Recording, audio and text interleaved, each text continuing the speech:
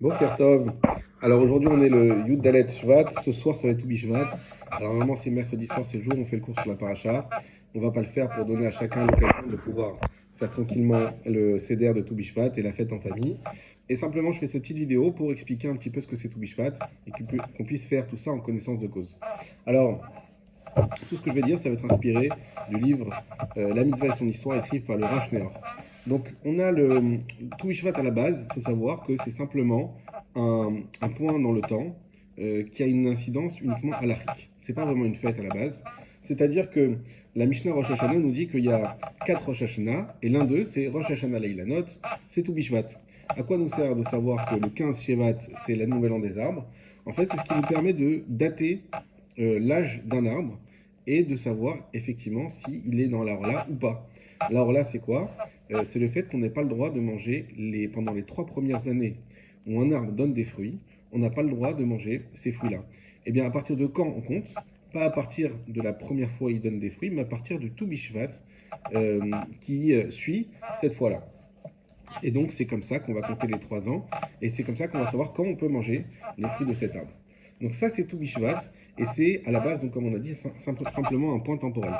Maintenant, il faut savoir qu'on a eu l'habitude de faire cette fête, et on a plusieurs sources qui nous permettent de s'appuyer sur cette habitude-là, de ce qui a construit cette habitude-là, et on va essayer de comprendre ça. D'abord, tout Bishvat, il faut savoir que ça correspond à un événement scientifique. Les Chachamim nous disent qu'à partir du moment, qu'à partir de tout Bishvat, la sève de l'arbre commence à remonter le long de cet arbre. Donc les arbres qui ont passé l'hiver et donc qui sont passés par un état de, comment dire, ils n'étaient pas morts, mais ils étaient inactifs, on va dire. Et à partir de tout Bishvat, ils se réactivent et ça se matérialise par le fait que la sève des arbres va remonter et va arriver jusqu'aux branches, ce qui va pouvoir générer les fruits. Et donc le fruit va commencer à se développer tout doucement ensuite, mais il va être régénéré par cette sève et se développer à partir de tout Bishvat. Ça, c'est l'événement que les Chachamim nous ramènent. C'est pour ça que c'est Rosh Hashanah Leilanot. Maintenant, euh, il faut savoir que c'est ce minag-là. Alors, c'est pas une halakha, c'est important. Il n'y a aucune obligation de fêter tout Bishvat. C'est pas un chag comme Pessah ou Shavuot. C'est pas un Yom Tov. Il n'y a pas de kiddush. Le seder, et c'est une habitude. Il n'y a pas d'obligation dans le seder. Néanmoins, les Chachamim nous ramènent que, et notamment le Magan Abraham, que c'est un minag kadmon. C'est quoi un minag kadmon? Ce sont des minags qui sont très très anciens. Et donc, des fois, on a des minagim où, on va dire, de manière générale, un minag, c'est une habitude. Donc, on va dire qu'au niveau de la force exécutoire de cet événement, il en a peu. C'est pas comme une halakha, c'est pas comme quelque chose qui est établi. Néanmoins, on a des minags qui sont plus ou moins récents et qui sont bien aussi. Mais on a minag kadmon, c'est un minag qui est bien ancré, bien établi dans le clan Israël. Et donc, c'est vraiment bien, voire important de le faire, même si c'est pas obligatoire. Et c'est le cas de tout Bishvat. Donc il faut savoir que donc on a l'habitude de manger des fruits, comme vous le savez tous. On l'a dit dans la de ce matin, principalement les fruits d'Israël, les fruits dont la terre d'Israël a été bénie. Et ça c'est important aussi, surtout pour ceux qui peuvent habiter et qui ont la chance d'habiter en Israël. Mais ce n'est pas tout. On a un minag déjà de ramener 15 fruits, ceux qui peuvent.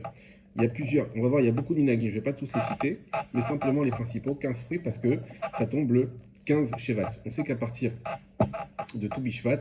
Mais en réalité, tous les 15, ça va être des fêtes. On a le 15 Shevat, on a le 15 Adar, qui va être Purim, 15 Nissan, qui va être Pessah. Donc, on a ce chiffre 15 qui est relié à la Simcha. Et donc, ramener les 15 fruits en référence aux 15 Shevat. Donc, c'est un beau minag. Il y en a qui disent qu'il ne faut pas se limiter à 15. Chacun fait ce qu'il peut, chacun amène un maximum. Évidemment, les fruits, c'est quelque chose qui, en général, qui coûte assez cher. Ça dépend des régions, etc. Mais malgré tout, chacun fera en fonction de, évidemment, ses moyens. Il y avait même un minag dans les communautés nord-africaines, que ce soit le riche de la ville qui invite le soir de Toubishvat toute la Keïla, toute la communauté dans laquelle il priait, et comme ça, il pouvait faire profiter tout le monde et de faire une belle séouda. Donc ça, c'est le minag des 15. On a également le minag de faire les 15 shir la malot, du Télim 120 au Télim 134. on a les 15 Shir Hamalot, Shir Lamalot, alors, mystiquement, on dit que comme ça, David, il a fait remonter l'eau qui était enfouie à un moment où on avait besoin d'eau. Et donc, ces 15 Shir Lamalot, ils nous permettent de faire ressortir et ressurgir, donc durant la table, le repas qu'on va faire pour tout Bishvat, tous les secrets qui peuvent être enfouis dans le message de tout Bishvat. À part ça, pour rester dans le Minagim, on a l'habitude de donner du blé, que ce soit le papa qui consomme le premier plat de blé, le premier gâteau, donc parce que le blé c'est un fruit d'Israël, même si c'est pas vraiment un fruit, on appelle ça un fruit d'Israël, même si c'est pas un fruit de l'arbre effectivement, mais avec ça on fait le mésonote. Et donc le papa, parce que le blé représente la parnassa, donc c'est bien que le papa fasse la bracha sur le gâteau. On a l'habitude que ce soit la maman qui fasse la bracha sur le raisin, ou qui mange le raisin en premier si on a déjà fait une bracha sur un autre fruit à être savant. Pourquoi? Parce que le Télim nous dit Ishtecha kegefen poria, que ta femme, elle soit comme le raisin fertile, et donc la femme est comparée au raisin dans sa fertilité, et donc c'est bien que la maman, c'est elle qui mange le raisin. Les garçons, on a le Télim qui nous dit Bincha kishti les etim, que ton fils il est comparé à l'olive. On sait que l'olive, c'est d'elle elle est comparée également à la Torah, dont le jus, le fruit de l'olive, même si c'est déjà un fruit, mais le fruit de l'olive, c'est l'huile d'olive, et qui vient grâce à l'effort qu'on va faire en pressant l'huile, et la Torah, c'est pareil.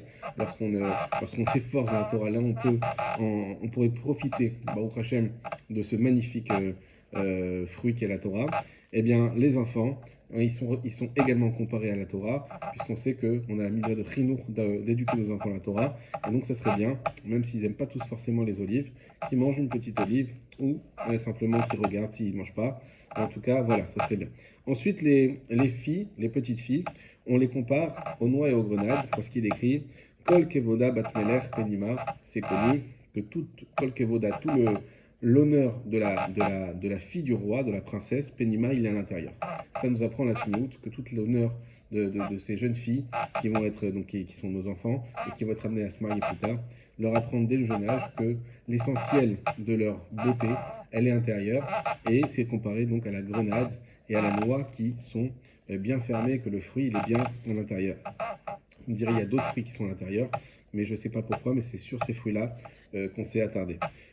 Concernant les petits-enfants, donc qui ne sont pas encore en âge d'être éduqués, c'est bien de leur donner des pommes trempées dans le miel pour leur donner un bon goût de la vie, un bon goût de cette cérémonie. Et vous savez que par ça, la pomme trempée dans le miel, comme on le fait aussi à Rosh Hashanah, c'est quelque chose qui a des bases aussi de Kabbalah très solides. Et donc c'est important aussi pour ça. On finira avec cet autre minag également et une petite histoire. Ce minag-là, qui est de manger du hétrog ou de la confiture d'hétrog. Pourquoi? Parce que pour deux raisons. Premièrement, le hétrog, c'est marqué que ceux qui mangent, la femme qui est enceinte et qui mange du hétrog, le soir de Toubishvat, alors ça permet de faciliter son accouchement. Donc c'est une ségoula pour faciliter, donc avis aux femmes enceintes, manger un peu d'étrog ou de la confiture d'étrog. Également, le hétrog, ça permet aussi d'en avoir à table pour prier qu'à Sukkot, on ait la chance d'avoir un beau hétrog, comme on sait que c'est la mitzvah le hidour mitzvah par excellence, l'embellissement de la mitzvah, c'est la mitzvah du hétrog, et on montre notre attachement non seulement à faire les mitzvot, mais à les faire aussi bien. C'est très important, et ça, c'est ce que représente le hétrog. Et c'est aussi pour ça que le hétrog coûte très cher, c'est difficile d'en trouver. Il y a plusieurs, comme vous le savez, chaque année, il y a plusieurs qualités de hétrog. Eh bien, on cherche à avoir le plus beau hétrog, et ça, on commence à prier sur ça le soir de Tou Bishvat. Il y a une belle histoire, pour finir, qui illustre un petit peu l'idée générale de Tou Bishvat. L'idée générale de Tou Bishvat, en réalité, c'est d'arriver et de remercier Hachem sur toutes les bontés qu'il nous fait, et de s'arrêter à un moment donné. On mange tous les jours, Baruch Hashem, on est dans des situations où, grâce à Dieu, la nourriture est accessible, même si tout le monde nous dira, oui, mais c'est très cher. Oui, mais quand même, les plats de base, ils sont accessibles, et malgré tout, on mange tous les jours, et on profite tous les jours, et on ne s'arrête pas forcément sur ça. Et à tout Bishvat, on s'arrête sur les fruits en disant, Marabou Maasecha Hashem, comment ils sont magnifiques tes actions Hashem. Et pour illustrer ça, on a l'histoire du Rav Yerucham, qui était à sa yeshiva de 500 élèves. Et il dit à son élève, va me chercher l'œuvre d'Hachem qui est sur mon bureau. Alors, l'élève revient, dit, mais j'ai rien trouvé. Il cherche un livre. Il dit, j'ai pas trouvé. Il dit, si, tu vas voir sur mon bureau l'œuvre d'Hachem. Il retourne et il voit une orange. Et il revient, il dit, c'est ça dont vous parlez, Rav? Voilà, merci, l'orange. L'élève d'Hachem, il dit à ses élèves, imaginez-vous, hein, là-bas c'est une yeshivot, on ne part pas du temps pour rien. Mais là, le Rav, il a voulu donner un moussard. Il a ouvert cette orange devant les élèves. Il regardait cette orange comme elle est. On l'ouvre, on enlève la peau. Il y a une fine couche blanche. On enlève cette couche blanche et regardez, on voit ce qu'il y a à l'intérieur. On voit à l'intérieur que tout est compartimenté avec des tranches qui sont déjà faites. Et quand on ouvre les tranches, on voit comme des petits réservoirs de jus qui sont les uns collés aux autres.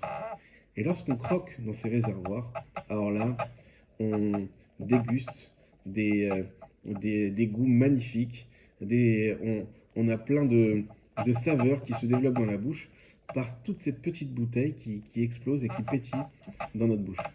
Et bien il dit, regardez, Akadosh Baruch Hu, c'est rien, c'est une orange. Aujourd'hui, l'orange, c'est un produit hyper basique. Mais regardez, un instant.